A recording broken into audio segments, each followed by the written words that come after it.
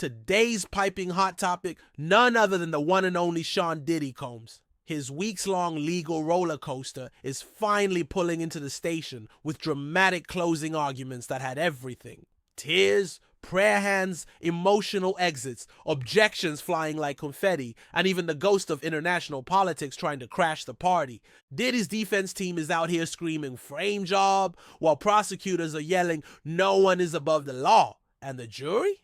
Probably just wishing they could have called in sick. So buckle up, because we're diving into the full drama of the final arguments in Diddy's bombshell trial. From legal sparring to his daughters breaking down in court, and even baby oil evidence. Yes, still a thing. This is not just celebrity gossip. This is legal lunacy with a platinum soundtrack. Welcome back to Extra Hot Topic, where we don't just spill tea, we pour the whole pot and light the stove on fire. It's the end of week 7 in the Diddy Courtroom cinematic universe, and let me tell you, if this were a Netflix show, we'd all be binge watching and tweeting, OMG, what did I just see?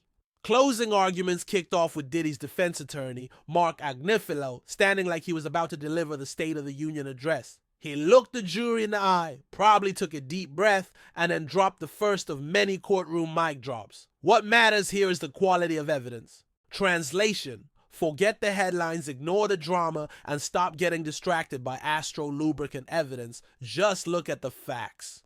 But Mark wasn't done. Oh no, he came with a plot twist. He told the jury that this whole trial, the whole high-budget, federal-fueled, media-exploding thing, was nothing but a case of celebrity hunting. According to him, Diddy wasn't being prosecuted because of what he allegedly did. No, he was being targeted because of who he is. Rich, famous, and maybe a little too flashy for Uncle Sam's taste. He blamed the timing of everything on the Cassie lawsuit, claiming that the second she filed, the feds basically put out an APB for Diddy's entire lifestyle. Oh, a $30 million lawsuit? Let's raid his house and see if he has any gold-plated toothbrushes or monogrammed bathrobes. Prosecutors were not feeling this narrative. One of them leapt up with an objection like someone had insulted their mama, and Judge Aaron Subramanian was like, yeah, okay, jury. Ignore that whole government target celebrities monologue. Still, Agnifilo pressed on like a man who had already committed to the full speech. He told the jury to do something brave, to acquit Diddy. He said it takes courage to go against public opinion and return a verdict of not guilty, especially when the press is already halfway through their guilty headlines. Return him to his family, he pleaded. They've been waiting for him. And honestly, that was a pretty emotional closer, but don't pack up your popcorn yet. Enter Assistant U.S. Attorney Maureen Comey, who had her rebuttal ready like she was preparing for a courtroom rap battle. She didn't hold back. She said Diddy spent 20 years acting like laws were suggestions and consequences were for the poor. She declared, that ends in this courtroom. And then, just in case that wasn't dramatic enough, she reminded everyone, he is not a god. Okay, Maureen, bring in the Old Testament vibes. She ended by urging the jury to bring Diddy's reign to a close. Find him guilty. A true mic drop moment. No further questions, Your Honor. Back on the defense side, Agnifilo started pulling the curtain back and shouting, it's all a performance, like the Wizard from Oz, but with a law degree. He said the government wasn't putting on a real case. It was a fake trial, a show, a production starring Diddy's private bedroom behavior as the villain. He claimed that none of the people who testified actually proved anything like racketeering. In fact, some of them painted Diddy as a tough boss.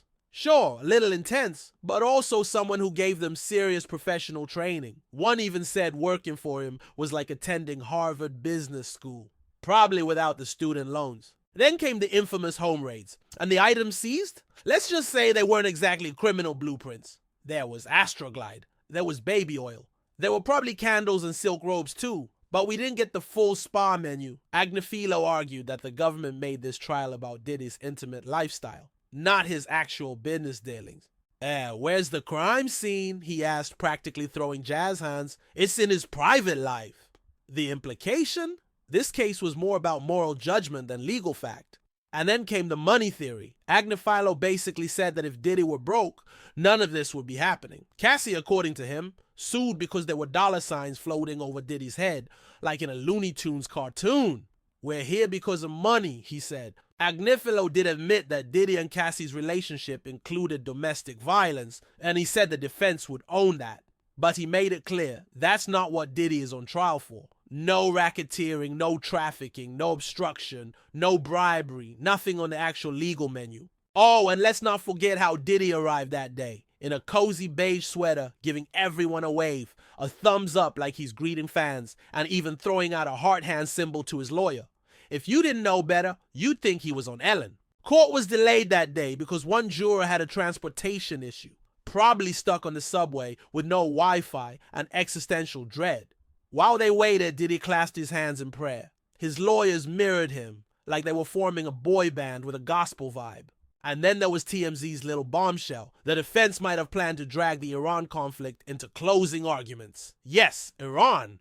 The prosecution heard whispers of this plan and basically said, "We will object so fast the gavel will spin." They begged the court to keep things focused on this case, not politics, not current events, not budgetary rants about the Department of Justice. The judge asked, "Agnifilo, anything to worry about?" And he casually replied, "Nope." Like someone who definitely wanted to make a global analogy but got the warning memo just in time. Meanwhile, prosecutors had already delivered their closing statements the day before. It took them nearly 4 hours to unpack the suitcase full of evidence. Witness testimony, text messages, bank records, and audio clips, all laid out like a mixtape of crime. They described Diddy as running a criminal operation like it was a Fortune 500 company. He didn't take no for an answer. He used money, fame, and fear to get what he wanted, but Christine Slavic brought it all home. That stops now. And while all this courtroom back and forth was going down, Diddy's family was feeling the emotional earthquake. On Thursday, his 18-year-old twin daughters, Delilah and Jessie, were seen crying in court. One of them even had to leave, tears streaming. Reporters described their expressions as anxious and defeated, the courtroom tension clearly taking a toll. By the next day, the girls pulled it together and came back, walking tall and united. They wore matching gingham outfits with tights, giving sister solidarity, and were seen holding hands with their older sister Chance. If this was a red carpet, they would have won Best Sibling Energy. Let's not forget their mom is the late Kim Porter, a beloved figure in Diddy's life. Chance's mother is businesswoman Sarah Chapman, and throughout this legal chaos, all of Diddy's kids, Quincy, Justin, Christian, even Baby Love, have stayed by his side. Earlier this month, the twins shared a touching Father's Day tribute, calling him the best dad in the entire world. They wrote, "You've always been there for us no matter what, through thick and thin." They even said, "The bond we have is inseparable and unplaceable." But now the bond is being tested in the harshest way possible. Diddy still maintains his innocence. He's pleaded not guilty to all charges: trafficking, racketeering, transportation-related accusations. And if convicted, he could face life behind bars. To make matters messier, a new lawsuit has dropped like an unwanted sequel. Diddy and his son Justin are accused of luring a Louisiana woman to Los Angeles, where she says a horrifying act occurred involving masked men. Diddy's attorney didn't waste time responding. Mr. Combs has never assaulted or trafficked anyone. Man, woman, adult, or minor. That's the official word from his legal camp.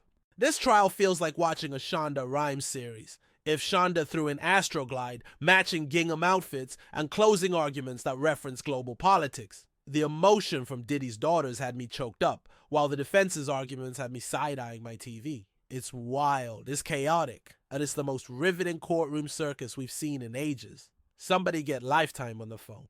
This needs to be a series. Y'all, I don't know about you, but I feel like I just sat through a live-action courtroom version of Empire mixed with Scandal and a hint of The People's Court. This trial has it all: celebrity drama, emotional breakdowns, legal strategies with plot twists, and unexpected beauty product cameos. Is Diddy the victim of a fame-fueled witch hunt? Or is he finally facing the consequences of decades of unchecked power? One thing's for sure, this case is about way more than music and flashy outfits. It's about truth, power, and how far you can go before someone finally says, "Enough." Let us know in the comments what you think. Should Diddy walk free, or is this the justice system finally catching up with hip-hop royalty? And don't forget to like, comment, and subscribe to Extra Hot Topic, where the stories are hot The takes are spicy and the verdicts are always dramatic. See y'all next time.